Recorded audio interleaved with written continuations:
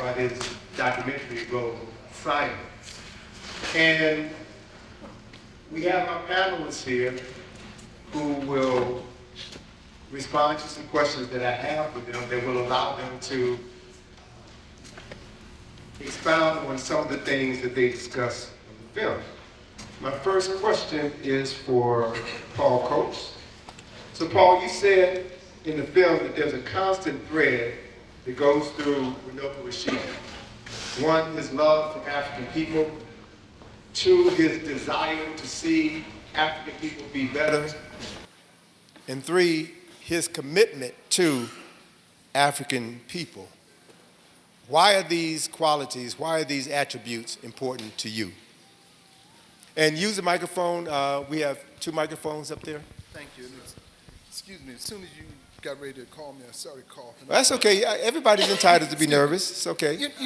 If you'd like some water, can someone bring Paul some water? Yes, we'll take care of you, brother.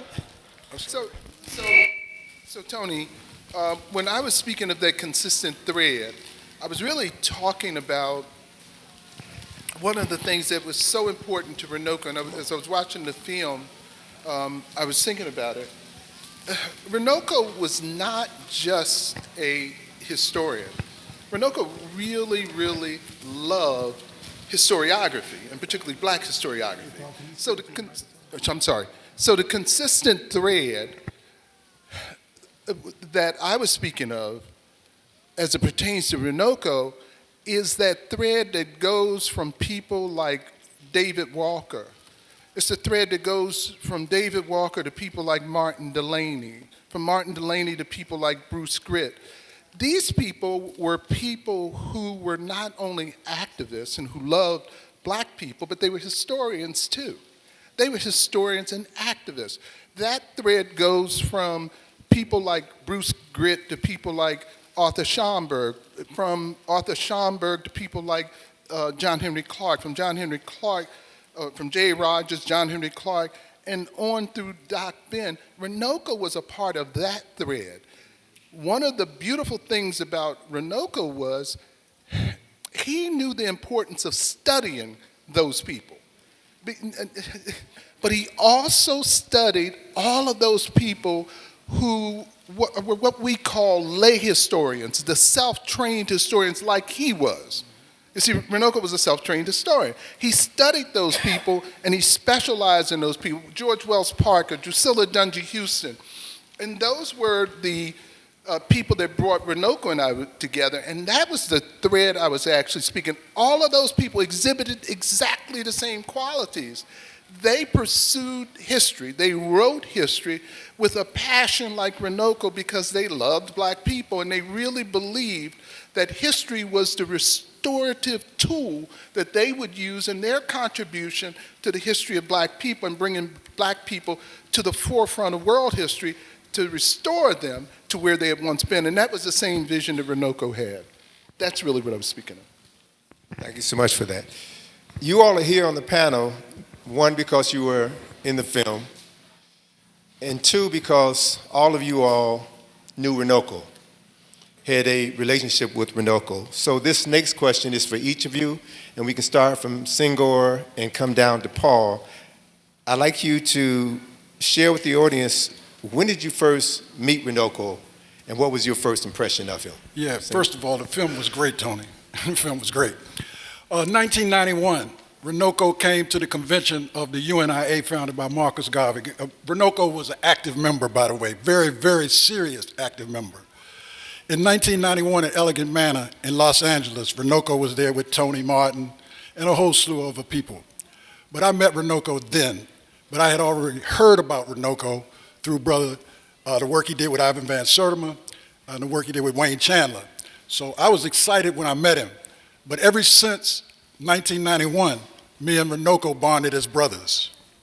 And Runoko was not only a historian, Runoko was an activist. I actually appointed him as ambassador of the UNIA, traveling ambassador. We are spiritual beings having a physical experience, or human experience, physical, however you want to look at that. But we're still alive.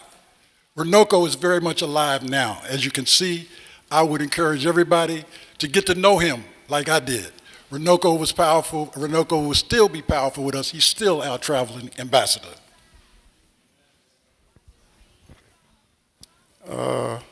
I didn't meet Runoko, I think, till about 93. I wasn't in California for that convention in 91. But at the point we met, he had talked to me about producing a couple of books for him, which we did. Then some calendars and this piece here. There are 10 pieces to it. But Runoko was very adept at what he was doing and what he wanted. Okay, this particular project, talked about it for about 2 days and got it done in 4. Okay, and this was through Tony also, because he worked on it. And there's also another book, the last book that he did, that hasn't been done yet, which Atlantis did the intro for. Okay, he was a good friend, but dedicated. Okay. Good evening. So I'll be honest with you all, I do not remember the first time I met Runoko because I was probably a child. Do you remember that? 88, so I was 6 years old. But what I can say is I do remember in more recent years, and more so as an adult, my interactions with them, traveling to California. Deborah Watkins would bring us out. And I would have to say the most honorable thing that Runoko did was when he asked me to write the foreword to his book, Queens of the Now, which I don't think has been published, but hopefully that'll be a project we can work on. So the fact that he asked me to do that just let me know that he respected me just as much as I respected him. And yeah, so to answer your question, when I was 6 years old, that's when I met Runoko. But I definitely appreciate, as an adult, his work, respect him, and just have, you know, like I said, a deeper appreciation for everything that he committed his life and his work to. Good evening, family. I probably knew Runoko, I'm sure, the least of everyone up here. Actually, in 2000, I believe it was 2003 at the University of North Carolina, I actually experienced Runoko's first presentation. Then experienced another one, I think it was at Duke University, about a year or so later. So I was not a person who had a close relationship with him.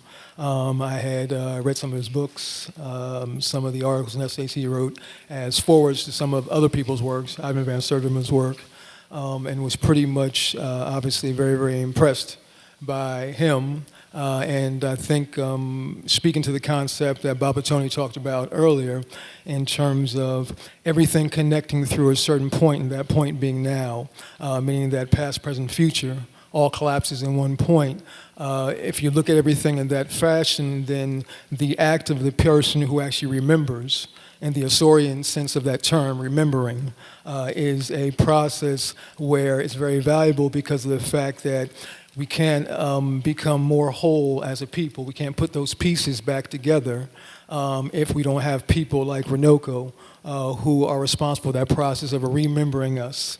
And that is something that's beyond time. And that was definitely his cosmic or global assignment. And it was very much a blessing for me to be a part of this project because of that. So Runoko called me, and I can't remember whether it was 86 or 87. And your question, Tony, is right on point because he called me about George Wells Parker, who was one of these self-trained historians that I was just talking about. And Runoko had found his book, and he wanted to know who had published the book. Who had published this man's book, and he wanted to know more about George Wells Parker. We began a conversation of George Wells Parker and then went on to talk about the other self-trained historians. And Runoko and I engaged in that conversation. I think he was a student, or he had just moved from being a student. He was working on a project at the school at the time. But Runoko and I would have that same and those same conversations about George Wells Parker and the other historians for the rest of his life. And we probably would be still having them now if he was alive, because there would be things that he would constantly uncover or things that I would uncover. In fact, the last program that he and I did together, we did a YouTube program, we talked about self-trained historians. And we went back and forth on those self-trained historians. And folks who are not down with the self-trained historian, please, this is what you need to know. One of the earliest books we did, and this is a book that Runoko called me on, is a book called Children of the Sun. It's like a book that costs $4, and it's only about 32 pages. So for him to be that excited and still be excited about it decades later, those self-trained historians had something going on, okay? They still got something going on, and they provide the foundation for people like Runoko and those who will come after him. And I first met Runoko Columbus Day weekend, October 1988. We brought Ivan Van Sertima, Runoko Rashidi, and Wayne Chandler together to debunk the Christopher Columbus myth. Powerful event. I think we did it over the course of 2 days. And as soon as I met Runoko, I said, yeah, this is a brother like me from the west side of Chicago. I knew we were going to get along perfectly. To Amari, my question for you is, as the screenwriter for this film, what were some of the challenges you faced going through dozens and dozens of hours of footage and coming up with the script that resulted in what we saw this evening? Thank you for the question. Yep. One of the major challenges I think a number of us here are definitely aware of was the fact that we had so much footage. His life was a very full life, and the fact that he recorded all of it, or it was recorded in some shape, form, or fashion, made it very, very hard to take all of that and then bring it to some kind of form which was manageable, which excuse me, didn't leave out things that we didn't want left out. But I think that what happened in the end was that pretty much we tried to get the essence, because, you know, with a life that large, you can't get much more than an essence for someone who lived, who was that large in life and is still obviously that large now.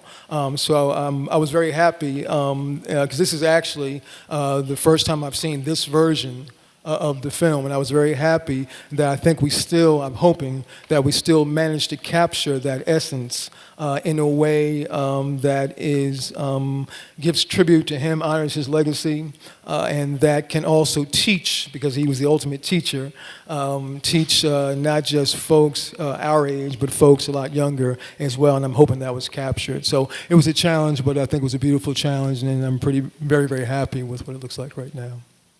Thank you, brother. Commend you for a job well done. Next question is for Zama. Zama, as an artist, you worked with Runoko for years, designing his books and calendars. Can you share with us, what was it like working with Runoko on a project like that? And do be honest. Intense would probably be a good word. In terms of his books and stuff, he knew what he wanted to do. We didn't quite know how to present it, you know. He'd throw ideas out, and we'd take a look at it. The first piece I did for him was travel notes, which turned out to be probably his bestseller. He sells thousands of those books all over the place. That was a $10 book, like he was talking about, but he covered quite a bit about African people around the world. This last book that he did, Paul printed 2 or 3 of them, yeah. And he was on a roll with the black woman, trying to put that out historically. He did 2 calendars. One was about the black women from ancient to the present. And the last piece was also basically about the black women in history. You know, that's the piece that Atlantis did for that. You know, but it was a pleasure working with him. You know, he's a good brother. Next question is for Senghor. Senghor, in my mind's eye, you were Runoko's manager. You brought him to D.C. 3, 4, 5 times a year for about a decade.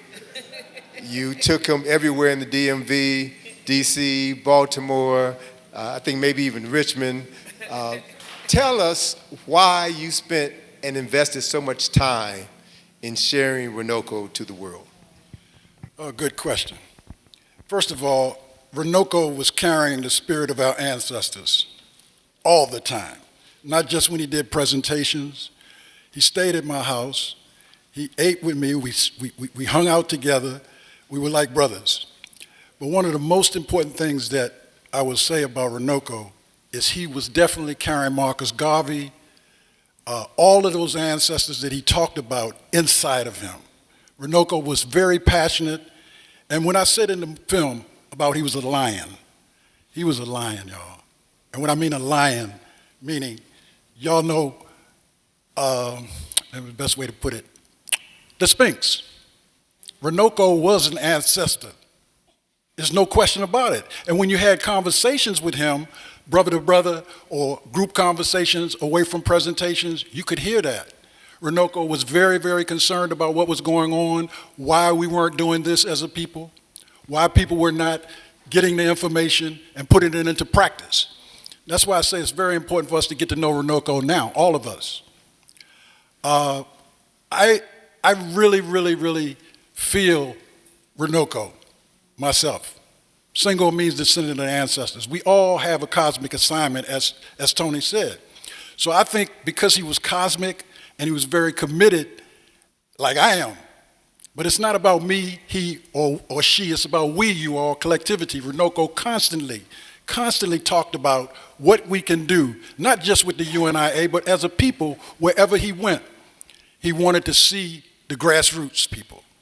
He would go to high schools. He would go to homeless shelters. Runoko was serious about raising the consciousness of us. He said, everybody can do something. Everybody. And when everybody does what they're called to do, we'll be much better off.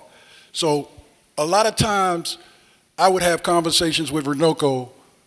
I got to see his frustration. I got to speak to him about the fact he could not spend the kind of time he would love to spend with his daughter. The frustrations that Runoko had were some of the same frustrations probably all of us have, is that we want to see us get back to our greatness. And in closing, let me just say, he was a very, very, very, very lovable brother, and I still am learning from Runoko. So please recognize that our ancestors is more them than us, and they've left a great legacy. Runoko's legacy can't be put in a film, but y'all did a real good job, a great job at introducing Runoko to the world. Runoko was very concerned about us living the life Africans should be living. And though it was a shock to all of us, and I'm still mourning the loss of being with my brother physically, but I'm with him all the time now, all the time. Because now him being an ancestor, he speaks to the world. So the world needs to check Runoko out and do, and he loved you, Tony. He loves you. Every time I would say, have you talked to Tony? He said, you talk Karak? See, because Runoko was a down-to-earth brother. Not only was he a scholar, he was a down-to-earth brother. You should see how he handled the students at Ballou High School, especially the ones that wanted to act out. Runoko knew how to whip them back in shape without chastising them, just by talking to them and presenting something to them. So believe me, Runoko is definitely someone, and let me say this too. Runoko Rashidi, that name rung a bell to me before I even got to meet him personally. And I had heard about Runoko, but I was like, where'd you get that name from? Runoko had the right name. There will never be another Runoko Rashidi, but Runoko definitely has an impact on the world. And what he left us with the UNIA is some great work to do. So generations that come after us got a legacy to follow. He gave us a trail. Not only did he go to places and meet people that you probably would never get to meet, he brought them back to us. That's powerful, y'all. But anyway, I love you, Runoko. I know you're here with us. I know that, you know, the talks that we had, the spiritual talks that we had, you and my wife and the UNIA people were serious. So I consulted him. I was like his big brother, because I was a little older than he would be physically. But it's so much I could say, but let me just say, Runoko is very pleased with what we're doing right now. Let's don't let Runoko and all our ancestors down. Let's get busy and follow our cosmic assignments. Thank you, brother. Thank you. So, Atlantis, this question is for you. On Father's Day 2021, Runoko and I hosted our brother-to-brother conversation. I spent an hour interviewing Runoko, and then we switched roles, and he spent an hour interviewing me. And the plan was for Runoko to go to Egypt in August and to visit our site where we had our excavation. We had talked about it, but he had never been there, so we made preparations for Runoko to come and visit the site. We even prepared a special elevator for him to go 70 feet under the earth into the burial chamber to see Karakamin's burial chamber. And we were going to get together after that trip to do another brother-to-brother conversation, but that didn't happen. But during that program, Atlantis, you had an opportunity to hear both Runoko and I talk about fatherhood, what it meant for us to be fathers, and he and I both had daughters. So now that you're on the verge of becoming a mother, if you all didn't know, Atlantis is going to have a child in January. So what can you take away from that conversation about us talking about parenthood that you can use as you step up to the plate and become a parent yourself? So I would have to pull generally, not necessarily from that conversation, but I remember the last conversation that I had with Runoko was around your birthday, Dad, in 2021. Obviously, it was during the pandemic, so that was your 70th? Yeah, it was his 70th. So I wanted to do something big for my dad, but we weren't able to, so we did a virtual thing. And so I had my dad's good friends and colleagues make videos. So most folks, you know, they did it on their own, but Runoko was like, you know, can you help a brother out? So we set up a Zoom interview, and he, you know, ultimately did the recording. But one of the things that I remember before we even started the recording was one, that he expressed how proud he was of me, particularly because I was following in my father's footsteps and how closely I've been working with my dad. And I just remember him sharing with me that, well, one, how much he loved his daughter as well, and he really wanted Asada to do the same thing, to follow in his footsteps. And I know there was, you know, some struggles with that, but I know that he loved his daughter so much, and he would, you know, give the world for her. And, you know, the lessons that I take away from both Runoko and from you, Dad, is really the importance of being a role model, because your children are watching you. They're listening to everything that you say, even when they act like they're not. So I just, more than anything, I understand the importance of us as adults to model exactly what we want our young people to do. You know, back in the day, they just say, you know, what is it? Do as I say and not as I do, right? That's out the window, you know. And that's one of the reasons why I respected my dad so much, because everything that he expected of me, he modeled. He ate right, he exercised, he read all the time. Education was so important, and he stressed that.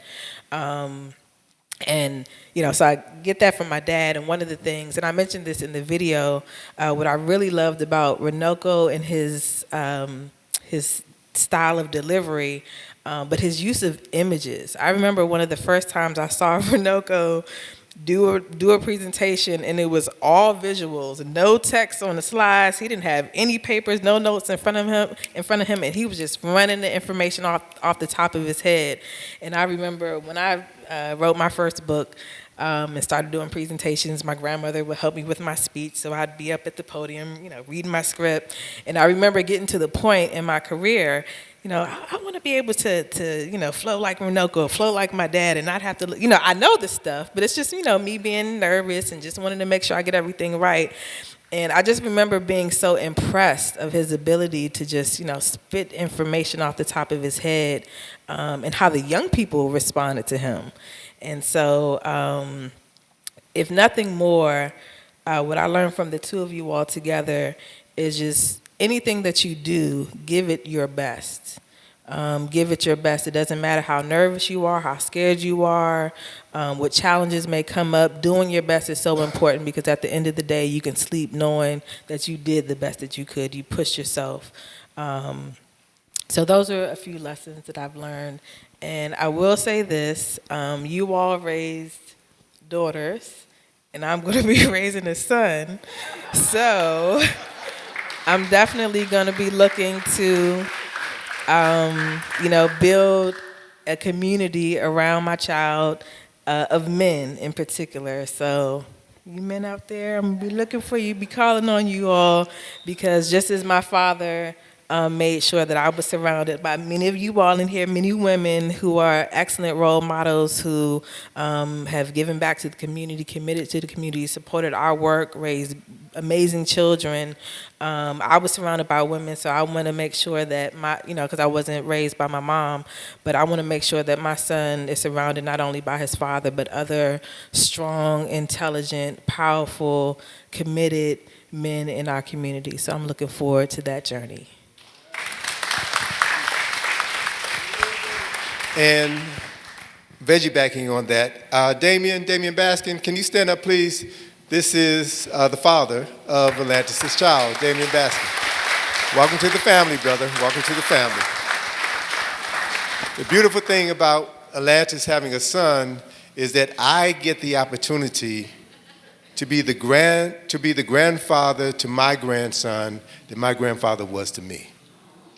My creativity comes from my grandfather. I'm the firstborn grandchild in the family, and I am the favorite. I have no problem saying that. I've been around the longest.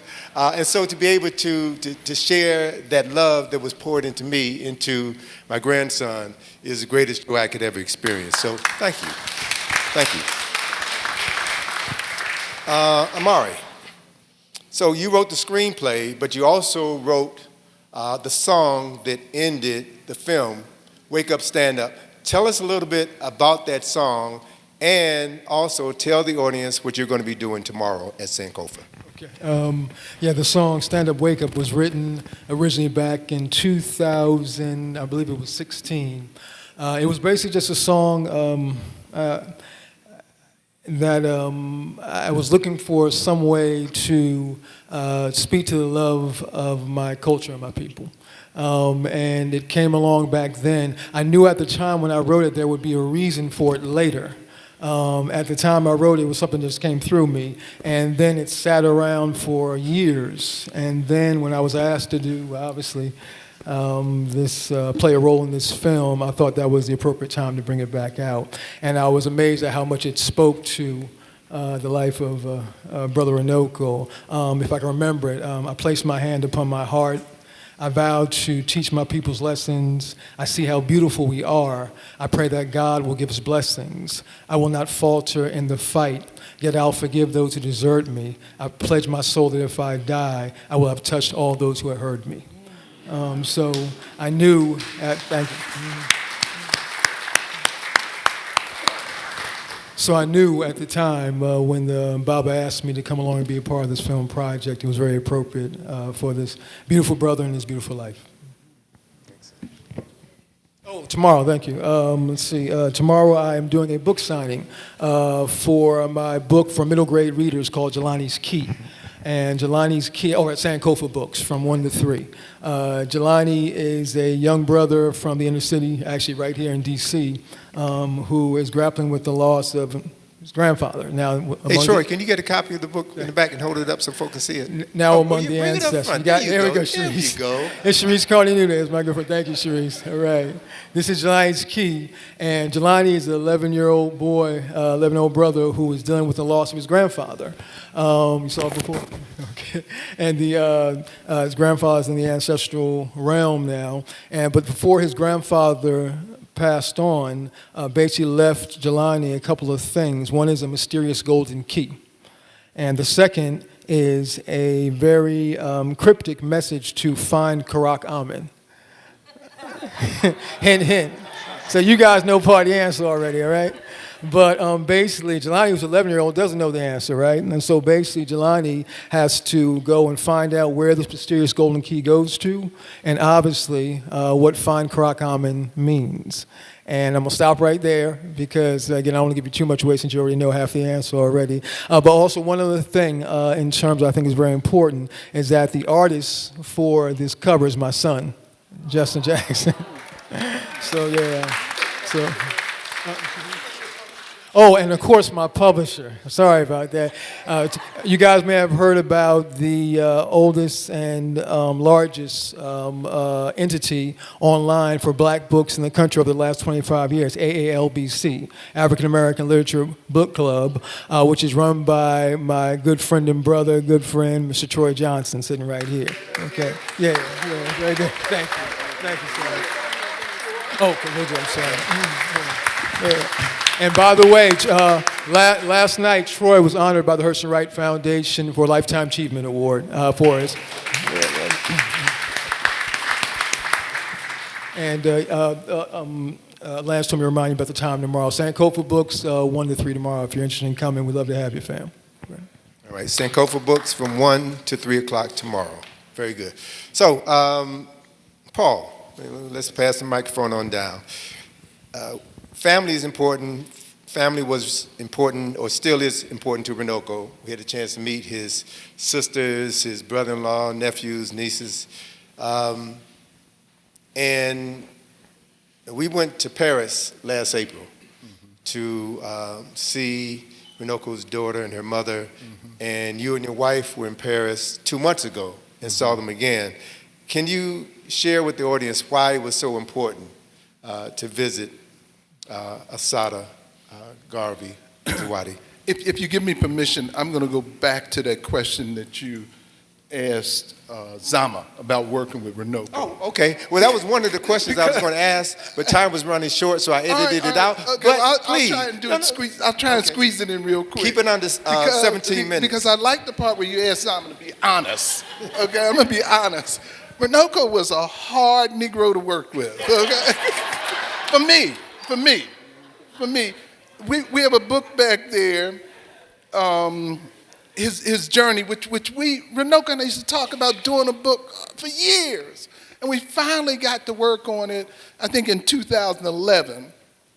And that book didn't get done until 2017 because we would constantly have breakdowns. And a lot of times, what would happen is Runoko would have a hard time because he loved what he was doing, but he had a hard time making it in terms of support, financial support. And he would go through periods of depression. And sometimes that depression would come out on people who were around him. And a number of times it came out on me because the book was not moving like he thought it should move. It wasn't doing this, it wasn't. So we would have breakdowns in which we didn't speak for months. I mean, he cussed me out. And then one day he called me up and said, you know what? I'm ready to go with that book. So I loved that brother. I mean, I loved him. But we would have these off and on until he came. He said, oh, it's beautiful, man. I love it. But family was important to him, and his daughter was important. When Tony and I went over the first time and even the second time, it was because we had the strong feeling, and we talked with other brothers as well. Everybody couldn't go over to Paris, but we could. And it was because knowing that love that he had a family, and particularly of his daughter, as men, what do you do when a brother transitions and his daughter, or child, period, is out of this country? What do you do? You know? And what we felt was it was important to be there, important to be a presence and let his child know how much he was loved, how much he was respected. And that's what we actually worked through with his daughter. And even in going back this year, it was carrying that forward. And Tony, I'd like to say one thing.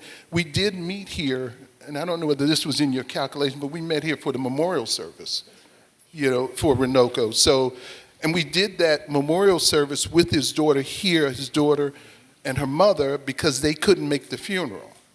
So we did that in 2022, last August. So we gathered here, and the community came out, greeted Asada, and actually shared. And you did the same thing in Los Angeles with her. So we had planned to do it in 4 cities. It ended up in 2 cities. But it was a matter of paying back to her the love that we had, that we all had for Runoko, but also sharing with her the love that we knew that he had for her.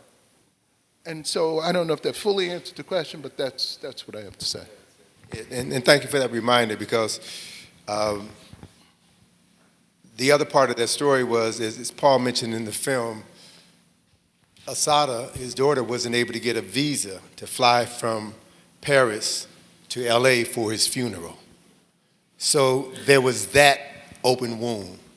So we brought them over last August so that they could go to LA, to go to the cemetery and say their goodbyes. And she connected with the family there, and then we brought them to DC, and we had a program here to memorialize, to honor Runoko. I did forget that. It just slipped my mind. And Tony, there's one other thing, and I just want to share with you guys. There's a big undone here, because, and we may have to come back to you. We may have to come back to this community that loves Runoko to help with this. His daughter does not have American citizenship at this point. And it's a matter of the right representation, legal representation, and there's going to be some cost to do that. They're still working through it. I don't know how it's going to work out, but we may come back to the community for support for that, because she actually is an American citizen, but it wasn't cleared up before Runoko transitioned. Okay, so there's a challenge with that. But be ready, please, because that will close the loop on this, at least as we see it. All right, thank you for that. So last question before we wrap up for the evening, and this is a question for all of the panelists.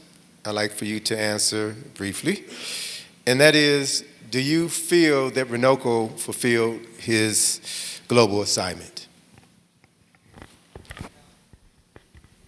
Yeah, yes, absolutely. Based on what I knew was going on with Runoko that he didn't share with a lot of people, absolutely.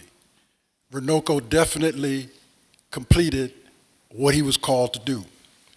It may not seem like that to a lot, but if you check out all the work that still has not been seen that Runoko touched, the pictures that he took, as I said, the UNIA still sees Runoko as a traveling ambassador. That means that the work that we're doing going forward is to continue following some of the things Runoko came back to share with us of places that he visited.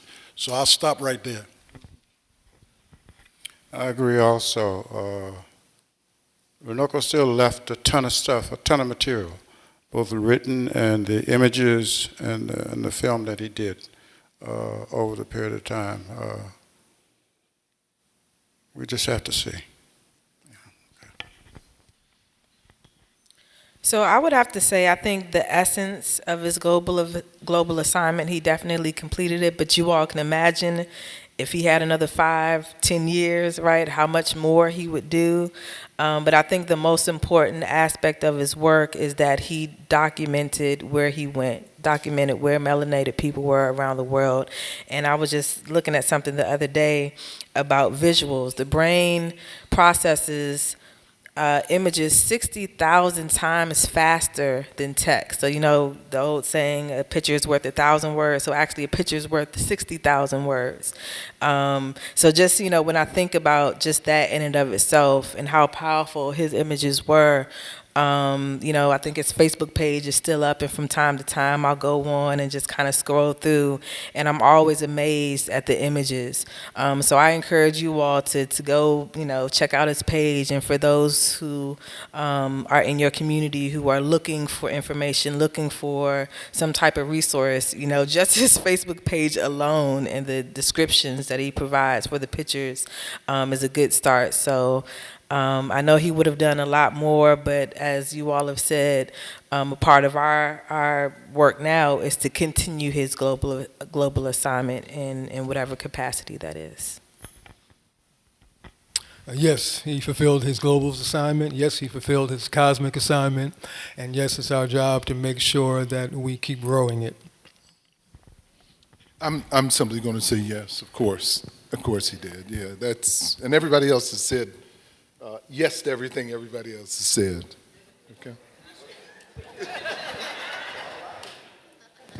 So just so you know, we've been working closely with Runoko's family. His sister, Carol, has taken the lead. We're working with her to establish the Runoko Rashidi Foundation. She identified a university in California that hopefully will receive his books and his papers and will digitize them and make this information available to students around the world. That's in the works. As Paul said, we may need to get some assistance in facilitating his daughter becoming a U.S. citizen. We'll keep you apprised of that. And with regards to this film, our objective is to have this film do what Sankofa did 25 years ago.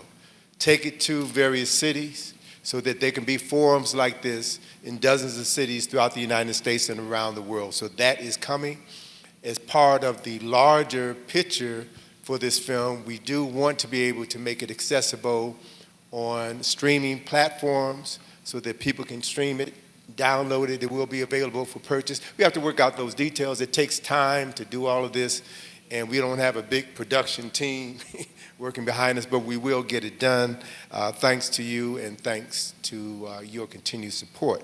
So with that, it's about time to wrap up. And in wrapping up, there are a number of people that I want to thank. I want to begin first by thanking all of the panelists for being in the film. Brother Haki, thank you as well. We want to thank Bob Lott and Deborah Watkins, the other executive producers of this film. Thank Carol for just overseeing everything, Runoko's sister Carol, and allowing us access to the family and helping us pull everything together. A special thank you to Teresa, who was Runoko's personal assistant. She handled his Patreon page, and we will have some additional content for those who have subscribed to that Patreon page, and we would encourage you all to consider subscribing as well, because funds are needed to do everything that needs to be done. We don't get grants for this work. We rely on people in the community to help us do this work, and it's also important to purchase the books. Whether they're from Paul or any other publisher, purchase Runoko's books.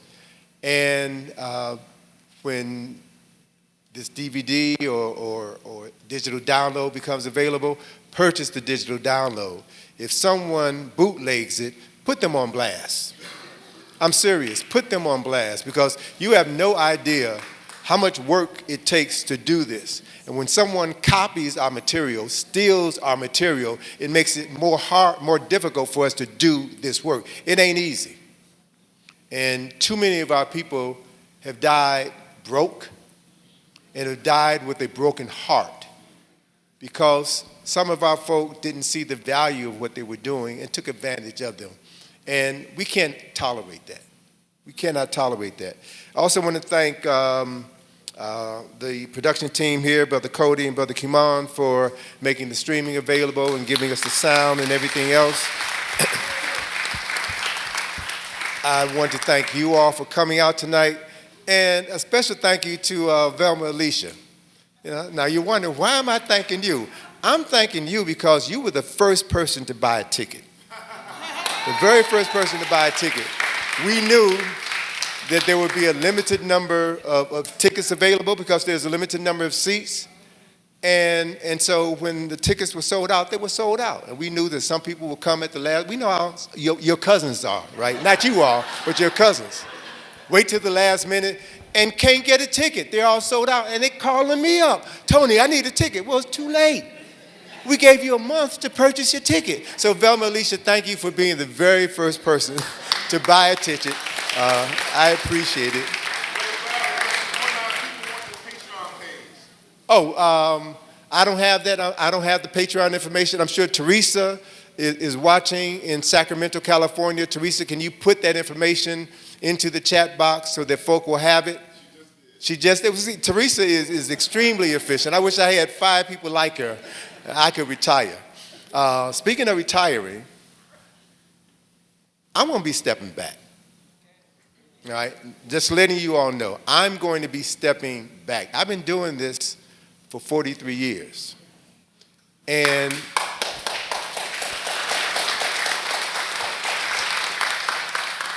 it's not easy.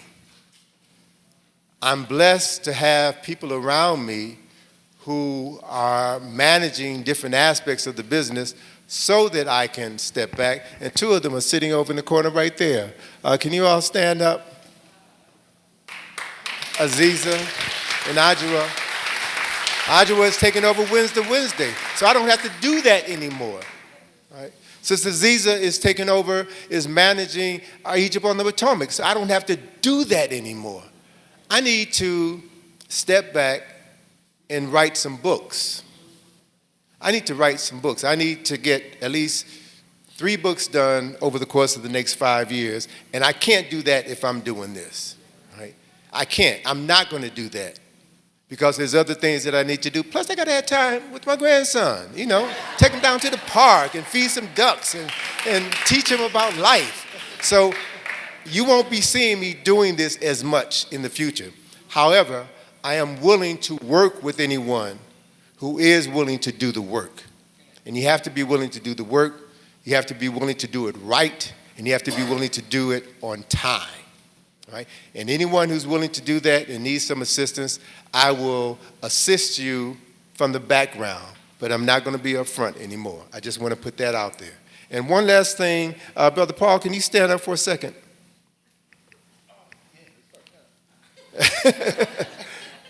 How you like this shirt? You like? Let's still. All right. Wait. You like these shirts? You like these shirts? These shirts are the handiwork of Sister Brenda. Brenda Winstead, can you stand up, please? Now, I'm putting Sister Brenda on the spot. She designed some incredible fashions, one of a kind. They're each a work of art for sisters. And Paul and I have been after her for years to design some stuff for brothers. Brothers want to look good too. So we're making arrangements she's going to do some special products for some brothers next year, and we'll let you all know. And brothers, come prepared with a checkbook, Cash App. It ain't cheap, but you look good. All right? That's good.